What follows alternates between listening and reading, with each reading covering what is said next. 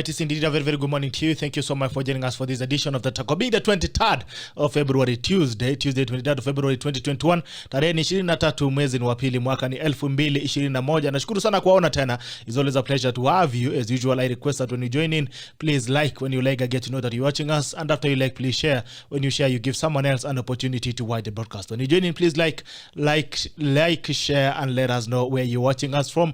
Like, share, and let us know where you're watching us from. Kama kawaida, kabla tujaanza kazi, lazima tuende mbele za Mungu, alafu tukirudi tunajua inakuaje. Mighty Father, we come before you this morning. We worship you, we glorify your name.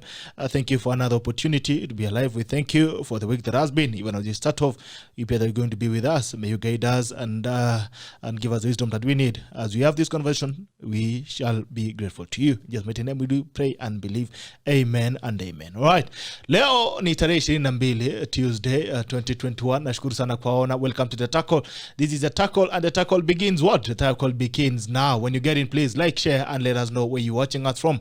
Today we are going to host Mheshimiwa. Tulisema juzi jana, you saw the poster surrounding on Monday ikisema kwamba tutakuwa na Mheshimiwa wa Gatundu South, Moses Kuria, the firebrand. He shoots from the hips. He shoots from he shoots from all over. He's a guy who does it all. Juzi nilisikia huko alisema sijui nani ni kanyau kama kaukiwa. Anatuambia, so we're going to have a conversation with Moses Kuria. He has his own party that he's been running. He has several seats he's running for. Akona quiet by-election pia pale London ward, ako pale Eldoret Ruma ward pia yuko na kazi pale. Anatuambia pia People's Empowerment Party inahusu nini, alianzisha kwa nini, na inakuaje pia kwenye ulingo wa kisiasa. We'll also be having a discussion on the happenings on the national platform, what's going on with BBI. BBI seems to be getting attraction, even as critics, who him included, have been having a conversation around it, and they're saying we are not going to pass it. But again, you're seeing the county assemblies continuing to give the bill a clean bill of health. We'll also be talking about another Moses Kuria that nobody has ever talked about. And Moses Kuria is not a politician. You know, that's a conversation we would want to know. Good morning to you, sir. Good morning. Jambo Mheshimiwa. Morning. You know, these tacklers have been asking for you for the longest time. Oh, really? Kila siku naulizanga Moses Kuria anakuja lini? Mwaka mzima sasa. Haliwi mwishowe huwa. Hapa leo. Nashukuru Mungu, asante. Nashukuru sana kukuona. Kunikaribisha. This is your first time on the Tackle. Yes. Yes. I'm grateful, and I'm really impressed by the way our alternative media channels are coming up. So I think it's also a wake-up call to our mainstream media houses to get their act in order. Otherwise, but it's good to have diversity of platforms to help us to communicate. Yeah. And now that you even mentioned that angle, what do you think the mainstream media is having it wrong? And why do you think we need alternative media at this point? I think mainstream are not getting the memo. I've been there before. I've played in that space before. Advertising budgets are going to go more towards alternative, and that should be worrying. And I think they have seen. You've seen what the nation is doing with the nation of South Africa. Something very commendable. It's very good. You know something interesting, Gerald, is that I am undergoing an active ban. Collectively by the media houses. You're being banned? Yes. You're a contraband product in the media space? Yes, I am contraband. Why? I am persona non grata. What happened is that when COVID broke up, in the early quarter of first quarter of last year, I just put a fair comment on Facebook, and I said that banks have led the way in advocating for mobile money transactions, so that we avoid cash handling that would contribute to the spread of COVID. And I put a post and said, I think we need to take the cue from there and avoid hard copy newspapers and go for online. And they just conspired and banned me from media. So you're banned because you said they have banned me. And then after that they start advertising 10 bob a day, 20 bob a day, nation North Africa. So why ban? First of all, even if I said something wrong, of all the people, should the media be the first people to condemn? No. Yeah. So at least they took your advice. If you're saying they're saying took my advice, but they still banned you. They still punish me for it. Yeah. But thank God for alternative media because, you know, I've got close to 1 million people now on my alternative channels, and with 4 or 5 times reach, you know, for each of the platform. So if I go for a public function, all I need to do is upload my video on my Facebook and you're done. You don't even need TV anymore.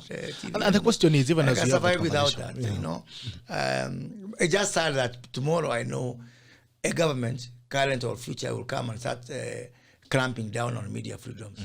Then they will come to us and expect us to defend media freedom. And then they are exercising media censorship. You know, it's sad. You know, it's absurd that of all the people, it takes you know, the dictatorship and impunities by media houses.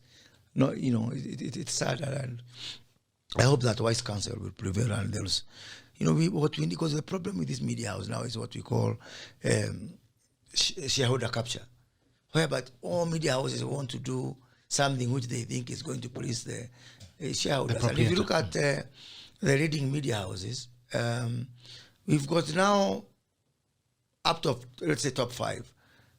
Top 3 are owned by people with political, you know. Political interest. Yeah, political interest. So you find that the media house, the editors, instead of, you know, using the education that they received, the first consideration is what is going to please their masters. You know, and we always say that media is supposed to be the conscience of the nation. It's also with the fourth estate. Yeah. That's in bed with the first estate. Right now, you know, the chief in gagging is the media house themselves, as opposed to government or politicians. Then tomorrow when they clamp down, they want us to stand in solidarity. You know, exactly. So I want to hear my friend Boniface Mwangi, who leads the demonstrations in support of media freedom, say something about what I've just said. About the banning of Kuria. About the banning. Moses Kuria. Because I'm very sympathetic to media. I've been a media entrepreneur myself. I don't know, you know, 3 years ago I released a book called Saying It As It Is. It was a collection of opinion articles that I have written for leading newspapers in Kenya for 25 years. 25 years. 25 years. My first article was published by The Nation in April of 1992. Yeah. Since then, I have contributed to all the media, you know, especially on business, on politics, and all these things. And then now you are the victim of the same media. Now, for the longest time, we've agitated for the media space and the freedom of the media. Yeah. And from your statement that you've made, do you feel we've made any progress really in liberating the media, or we are sinking deeper into media and state capture? You know what? You have this platform. We have my good friend Jarango has the other platform, which he started when he lost his job at MediaMax before he got his current job. I think that's, you know, I look at the case of Jarango, and it's a good wake up call. I hope he doesn't get comfortable, because now he's at you know, Radio Africa, and stop pushing that wonderful platform that he has out there.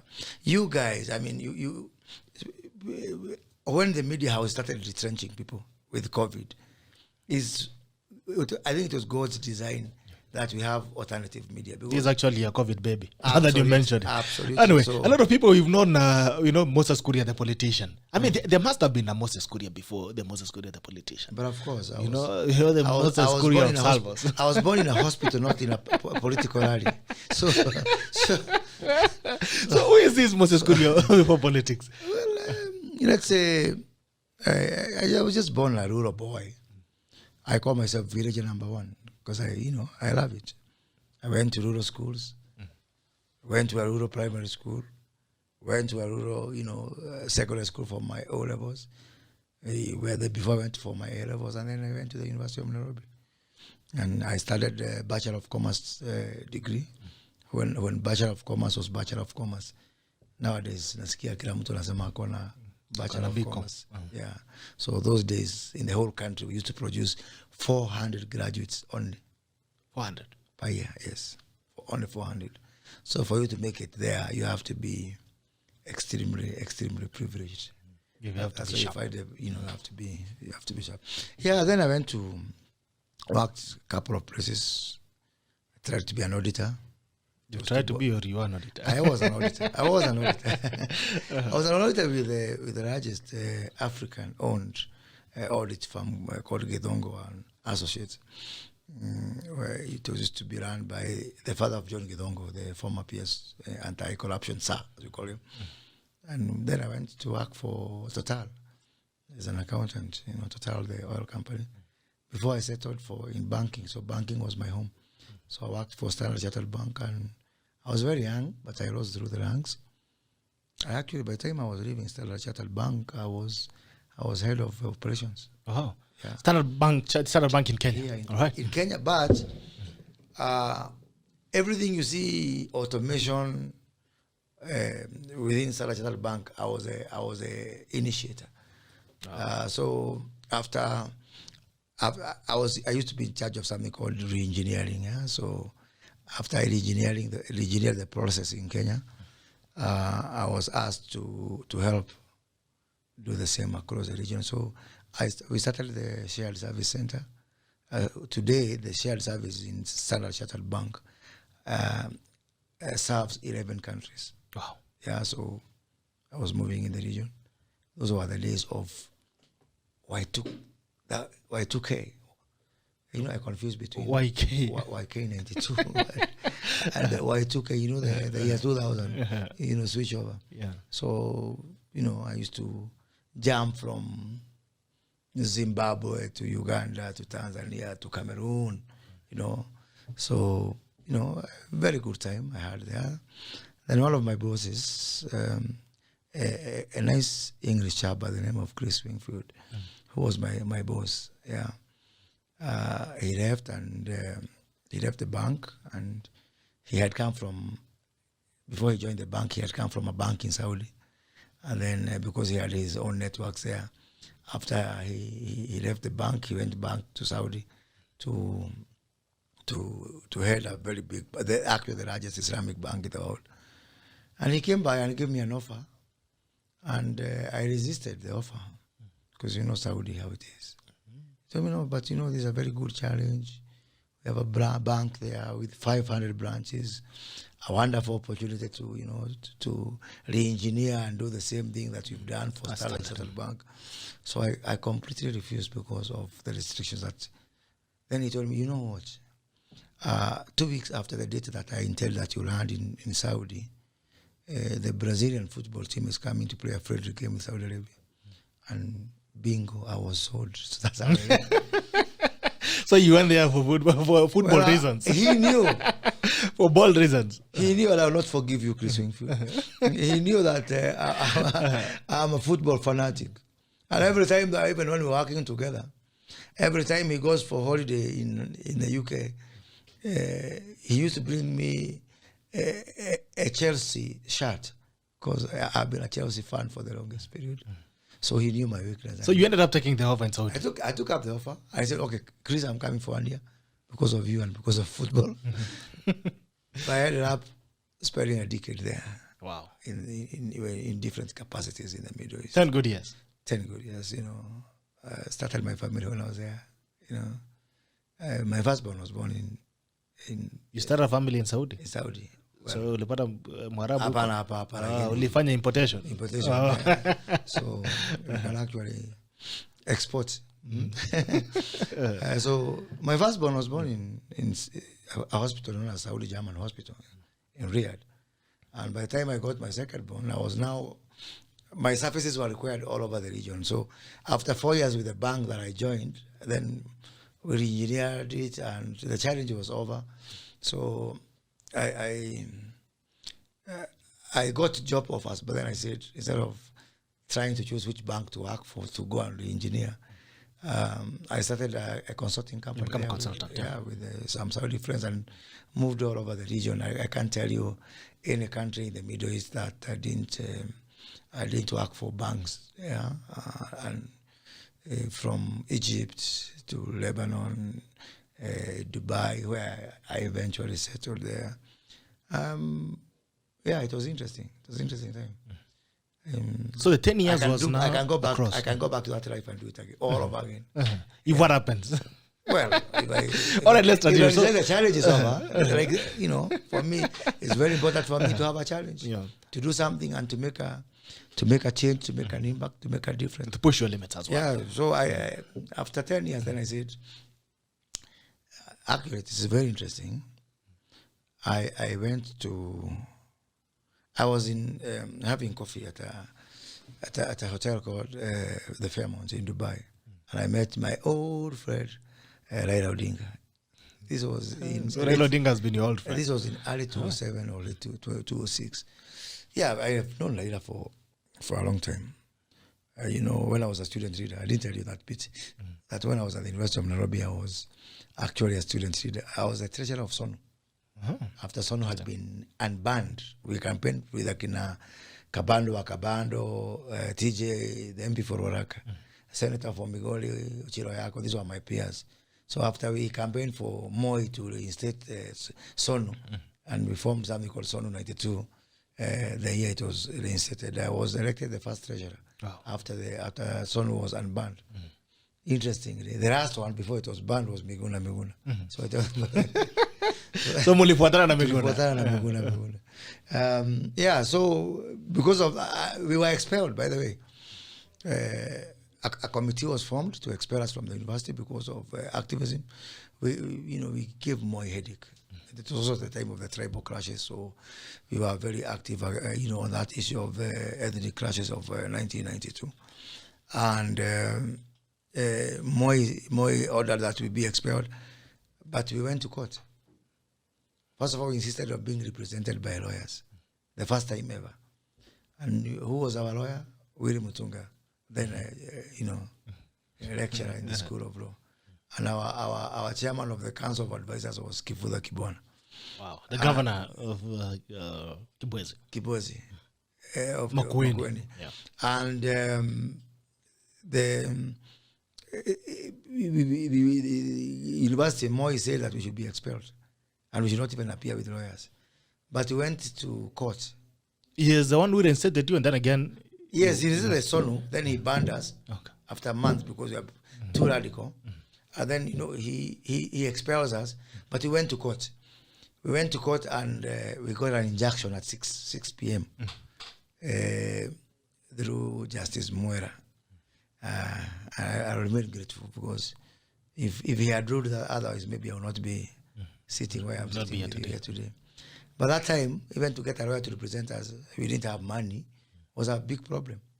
So we went to see Jaramogi, Oginga Odinga. The Mzee. And he was like our father, our patron. And he called George Anyona the late, and they discussed, and they gave us the lawyers. He ordered the late Gerald Otieno Kajwang to represent us that time. So Otieno Kajwang represented us with Mohamed Nyaoga, who is Jamaa Mapambano. Jamaa Mapambano, Mohamed Nyaoga of this the current chairman of the central bank. They represented us, and somehow we were reinstated. Interestingly, the guy who was supposed to chair the tribunal that would expel us was Jimmy Angonyi, who is my colleague today. So we've been there.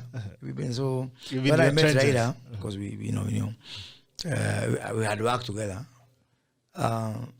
Very interesting. Raila is a very interesting man.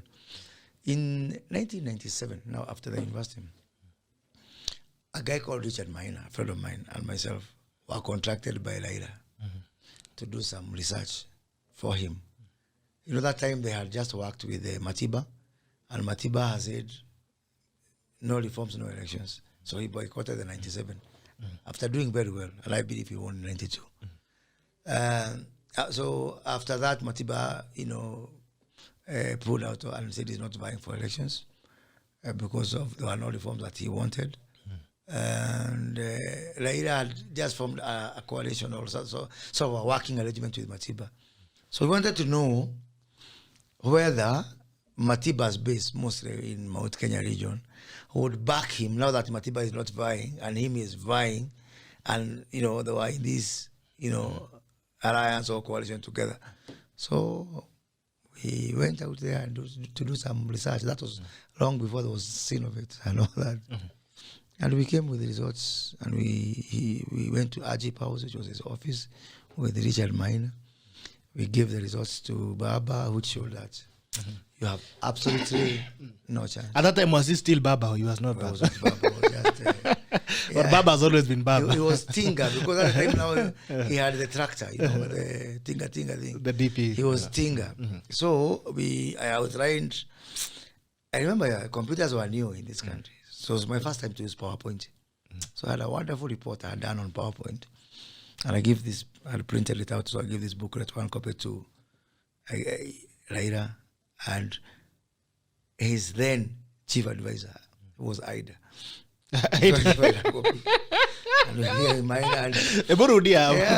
Mama, bibi Aida Odinga ni alikuwa chief advisor. Very supportive. I have a lot of respect. She was the chief advisor of Raila. Yes. The wife. Yes. That time, you don't have many friends. That time, I didn't have many friends like there is today. So when I will present this research, Senate type, fighting From Central Kenya. Whether Raila Odinga stands a chance. Yes. It's Ida who is there to receive. What was the report? It was truthful. It was very truthful. Almost like the Kangata letter. It was a Kangata type truth, So I thought in 1992, you're doing a research in Central Kenya for Raila Odinga. 1997. Yeah. For Raila Odinga in Central Kenya, whether he stands a chance in Central Kenya. Whether Matiba's base can switch to Raila Odinga. 1997. Yeah. And the report was Kibaki. And the report was they will not vote for him. They will not. I said two things. One, they will vote for Kibaki. Although they were not very warm to Kibaki. Remember the Murang'a, Kiambu, Nakuru, that was a Matiba strongholds. And the 92 had divided us badly between our side, which was a Matiba side, and the Nyeri and Kirinyaga, Meru, diaspora, Laikipia, which was Kibaki. So Raila thought that now he had a chance with the old Matiba constituency of Kiambu, Murang'a, Nakuru, Lefty Valley, Narok, to back him up. Yeah, to back him up. So we give him the results. So at that time, what were the reasons? That's why I want to. Yeah. What from your research? What are the reasons why people from Central Kenya in 1997 could not support Raila Odinga? These things are very historical. Yeah. They are not of our making. It's not our fault. We can only try to redress it. It has been a very interesting thing, even for me, to look at this, because my friend, I have told you I was a student leader in 1992 when we went for the first multi-party. And a student leader is someone who is is a privileged position. Yeah. So I was privy to what was happening. And because we were so political also, so we were part of, even Sabasaba and all that kind of thing. We were part of it when our mothers were stripping naked at All Saints Cathedral and Uhuru Park. We were there, so we knew what was happening. And I saw Ford crumble right in front of my eyes when we had Ford Kenya and Ford Asili. Ford Asili, yes. And I saw that, when we were fighting Moi must go, what, we were very much together, as we were even more ideologically closer to Jaramogi than even to our Kikuyu friends. But for some reason, so things go very well. Then all of a sudden, attack. And, like on 9th of May 1992, when Matiba came back from the hospital, from London, from hospital, and we had this big reception from the airport. It was also almost as big as one for Mukisa Kitui recently. So, was it big? Or you're trying to be sarcastic? Another story for another day. So we had crossed all the roads and everything. And then, just because of the reception, friction between Jaramogi and Matiba started instantly. And then, as if it is some petrol which was waiting for a matchstick. So that divide then went like this. We were involved to try and, reconcile. I remember Jaramogi passed away in 1994. In 1995, there was a first anniversary for Jaramogi. It's called Teroburu, or returning the cows home. So that time we had something we were mooting as young leaders, who could not even afford bus fare home, but we were calling ourselves leaders all the same. Akabando. So we teamed up. Viongozi. Viongozi. So we teamed up with the late Ginyo Kariuki, my good friend who was my MP before, Gengi Muigai, in Gatundu. So we teamed up and we went for this Terubur in Kangoka Jaramogi in Bondo. And tried now to see how can people who are all working very well before this 1992 elections, how can now we are having this problem? And we tried. I remember after we were tear gassed, because we were tear gassed in that ceremony on the 20th of January 1995. So we were tear gassed. Tear gas tulipigwa na DC alikuwa anaitwa Kirito Amai. So Kirito Amai kuwa DC wa Siaya. And Moi had said there's not going to be live music. But hey, Luo Nyanza being what it is, they cannot. How now? Ohangla. Dio Misiani. So now it's like it was a very interesting day. That time we even had Fort Kenya now was a party for that region. They had not left to form NDP. So I remember even on that day of that event, there was a by-election in Bugoma, I think in Webuye, where when Musikali Kombo, yes, I remember Musikali Kombo lost his seat for the because of oath thing. He administered an oath, and that's illegal. And he was the Miguna of that day. Yes, no, this is now like a tradition of Bukusu oath to bind voters to vote for him. It's interesting to find out if this is still in our statute. Whether I can go and administer oath in Gatundu and then I lose my seat. He lost his seat because of administering oath. Wow. To Bukusu rituals, to voters, to bind them to vote for him. I don't think that's very democratic. If I want to give them rat poison to vote for me, that should be my choice. So it was called Kuria Sirur. That was the oath in Bukusu. And then he was even banned from vying again. So in his place, Saulo Busolo was vying. And so there was a by-election. At that time, there was friction between Kijana Amaro and Raila Odinga. So Kijana Amaro was not with us in Kangoka Jaramogi because he's in Webuye with the Saulo Busolo trying to beat Musikali. And they won. They won the seat. And now he landed now in the evening, close to evening, in Bondo, having come from this with victory. And the Fort Kenya crowd was ecstatic. I remember Raila was somehow uncomfortable because Musikali, Kijana Amaro got a very big, a hero's welcome there. Things were bad those days. I remember Fort Kenya had an arm doing. They used to call it Fort Kenya arm doing. Everybody was saying they have an arm doing. Even for us when we were students, we used to have a son arm doing. That was now the Kondele of today.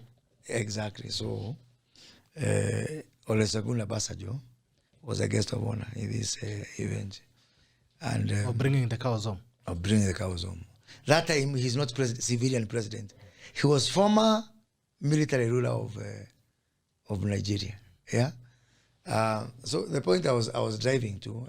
So after we were tear gassed at night, so we went to Raida's Opoda farm in the border of Radiada and Bond, and we were discussing this issue of why are Luos and Kikuyos having problems working together, blah blah blah. That's in 1995. We're talking about how many years, my friend? Yeah? Think about close to 20 something years. Years, yeah. So we've been on that journey.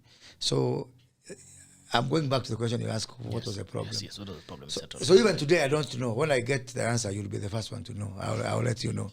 So up to date, you don't know. I don't know. Because why. I think that's the same thing. It's a coincidence because that is the same research you do today, 5 years later. Yeah, but before I get there, don't forget your point.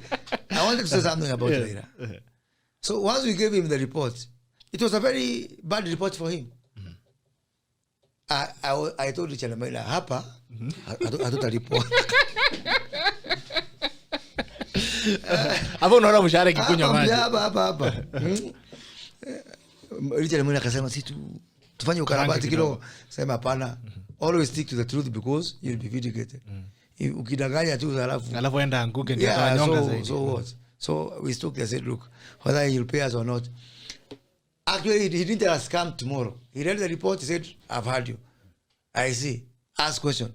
Then he told the principal advisor, Ida, to pay us. And Ida paid us on the spot. A lot of money, really. Money that could have cost inflation. How much money? 30,000 shillings. There's a lot of money those days for us. That is money that have caused an inflation in the economy. Hustle activists in this town. 30,000. 30,000. Would have caused an inflation in 1985. Right. So he accepted it. He accepted. He accepted it. I think it's even. I think that realization, because he started to think about it seriously. Even when he chose to go for cooperation with Moi, I think it was. It was based on your report. It was based on that something on that there. Because after the elections, we withdrew from the petition. Kibaki and Wamalwa and Charlie Tingiru went for petition, and Raila withdrew from that petition and chose to work with Moi. So, baba even ndio mambo inaendanga. Baba ndio mambo inaendanga. And you know, akaanza hapo akasema mimi this Moi is going for his last term. Mimi akipiga kona nitapiga kona na yeye. Sasa he went there. Akaingia handshake. Akaingia hapo. Ile ingine unajua grand coalition akaona Kibaki zilamaliza. Wacha tu jamaa ndio. And now again as you know, I was the first one to predict about the handshake before the handshake.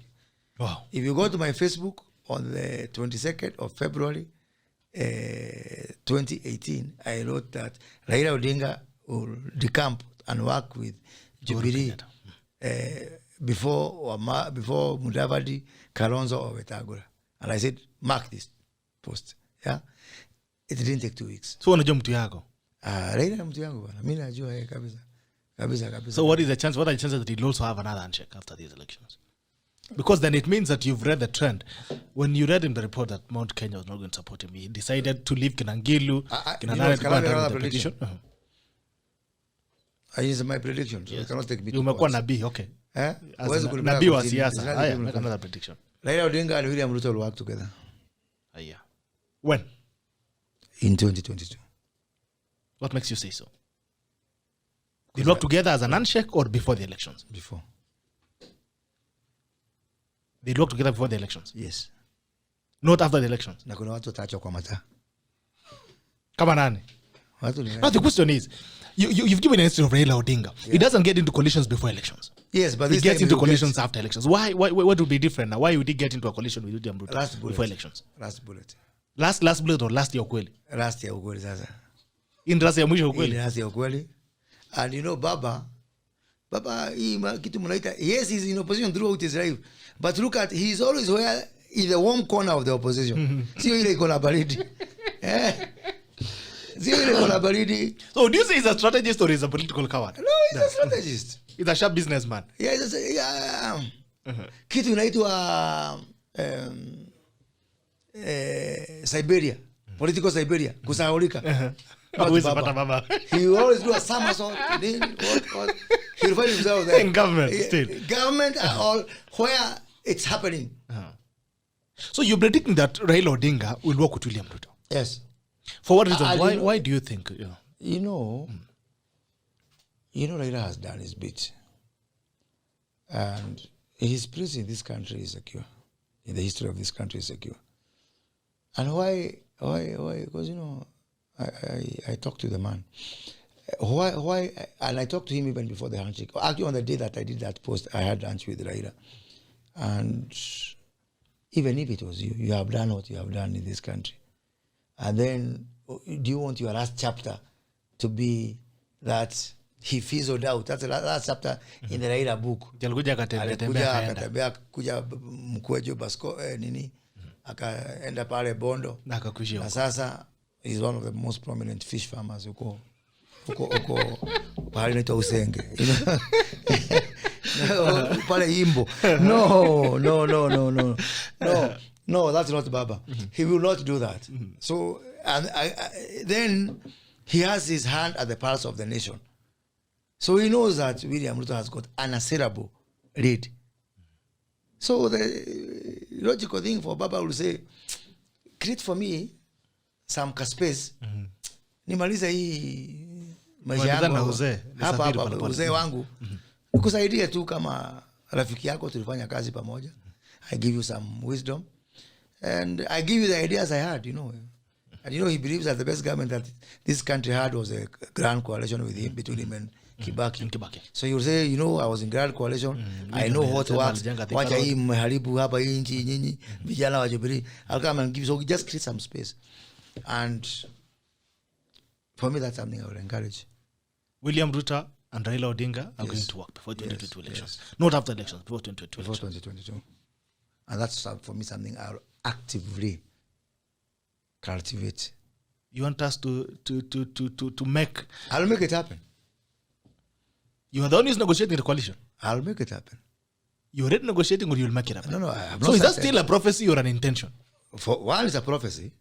Because these two guys are my friends. Very close friends. Yeah? And the second thing is an intention. So let me ask you. Because hii kizungumkuti tunaongea BBI kushikanisha wa Kenya. Kenyans, they look at their leaders up there. Ni huyu na huyu. So if I can be able to moderate a working relationship and make your own BBI in between, practical BBI, wacha hii ukora hii. A practical one. Yeah? If I can be able to moderate, because also they need somebody to moderate, not just them working together, but how they work together and how we run this country and how we run government. And it's something which for me is, something you're willing to invest. I know some of these things have got political risks. Yeah. But I'm actually shocked I'm a banker step. and I'm a technology person. Yeah. My forte is the economy and business. So I can, even if it doesn't work out and I have to pay the price, so what the hell? I can go back to a bank and start from Yeah, now, so I will not fear to do something which I believe in if I have the conviction. If I have the conviction.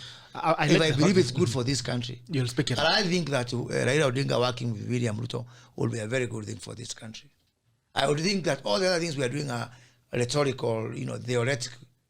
And I believe that thing is, for some period, that if I can be able to craft for these two friends of mine to be able to work together and we move the country forward and we unite this country and we do it willingly, not because some crazy document has forced us to work together, because we want to do it from the goodness and from the depth of our hearts. It's something that will be... So banka sasa amekuwa mkarabati wa siasa kutengeneza ndoa za kisiasa. Haya, I like the fact that given an history of these two guys. Now, Raila Odinga ulisema aliacha kina Ngilu mataani wakifuatana na petition yake ingia kwa handshake, right? And you had a report from Central Kenya na kina Nyachai alisikia Kalonzo ajua kwa kama watu wengi Mungu amweke pahali pema huko peponi. Rafiki yangu mzee Nyachai, I was in Kisii this week for his burial and aliachwa pia kwa mata na baba So, siku hiyo sasa simu haikuwa sasa season 1 ilikuwa Ngiru Charity Ngiru Kibaki and Michael kijana wa Maro. Season 2 nani was his name, this Nyachai akacha kwa mata. Season 3 watu wakiangalia Raila ako wapi, wako na Kibaki kote 207. Nasikia William Ruto alikuwa anasema alikuwa anakunywa chai Serena. Wakisema no, you must go to the season 4 Wetangula hakuwa hata na ile namba nyingine. Alikuwa anatumia ile ya Nigeria. So we are heading to season 5 with my friend. It will be interesting and shock. So season 5 nani anaweka mataani? Season 5 ya mataani. Mataani season 5. Nani anaweka mataani sasa? Sahi. My good friend Uhuru. Season 5. Wa mataa. Yes. Ni wa mashati. Sawa. You've said it. Now I am not sure that atakasirika. Because Uhuru is going home. And if that happens and unite this country, he will be saying, I'm in a good place. Even before you go there, going home, there are two things you've talked about, the history of Baba. So you knew in Central Kenya they didn't have a support. That's the same conversation that's going on today on the ability of Central Kenya to support a Raila Odinga presidency. And even as you speak, the people that are in government with Raila Odinga, including PS Karanja Kibicho, is telling you guys in Central Kenya, separate BBI from Raila Odinga. Now, if Raila Odinga makes that move and supports first of all, I want to understand, Yes. before even go to that part, I want to understand why the consistency in Central Kenya against Raila Odinga, all the way for 25 years. I will attempt. As I told you, I don't Please, have the. I can only attempt. Please try. What goes on, even in me, the emotions in my mind. Because I don't hate Raila. Raila is my friend. I don't hate him. So I ask this question again and again: why our people stuck? And you know what happened in 1969? It's not something you can wish away. Yeah. I've told you about Musikali Kombo and Kuria Sirulu. This whole thing. The whole thing. And there was serious Kuria Sirulu in Mount Kenya in 1969. There was, it's called Muma, the whole thing in Kikuyu. And, this is, so now Tom Mboya has been assassinated in 1969. I was not born by that time, but, I come from Gatundu. And, in my village, in my locality, in my family, we were part of Jomo Kenyatta's system. I mean, you know exactly what's happening there because in this homestead, kuna bodyguard anafanya huko kwa mzee. If I want to go to Mzee Jomo Kenyatta's home and my car breaks down, I can walk from my home.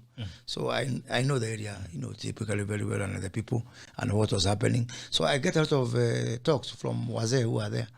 And I think the person, there's one guy who I'm Mzee from my village who give me an answer because I keep asking them, what happened between Kikuyus and Luos?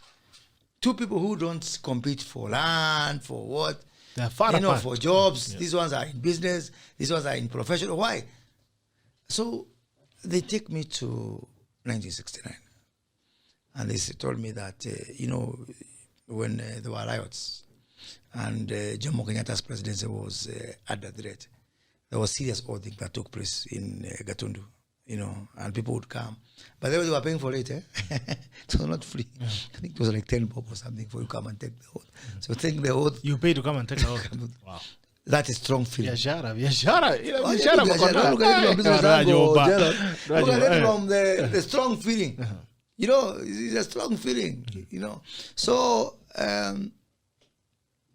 all these people who took this oath, they believe, because at that time that, Jaramogi was in the mix and everything, they believe that if they go that direction, that this oath will haunt them.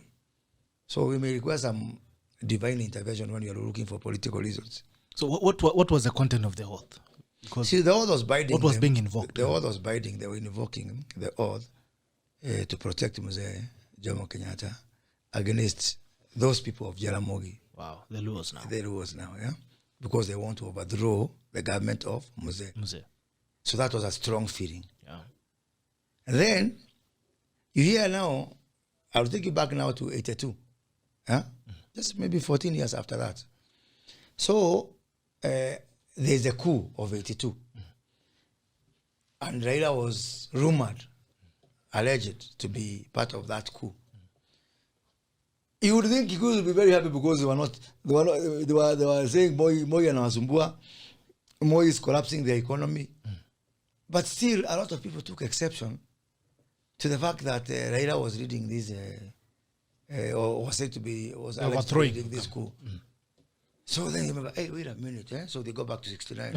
So this one wanted to do like this, and now this one wants to do like this. So it starts building up. Yes. Tuko pamoja? Then now we come to 92. Jaramogi. See, now we have fought Moi together. Yeah. Now Jaramogi Matiba Kibaki. And Moi got minority votes. These people divided votes. Then, the narrative keeps on now. These people of overthrowing Jomo Kenyatta. These people of overthrowing Moi. Yeah? And now, these people who have stopped our Matiba from becoming winning. Now, fast forward to the matter of 97.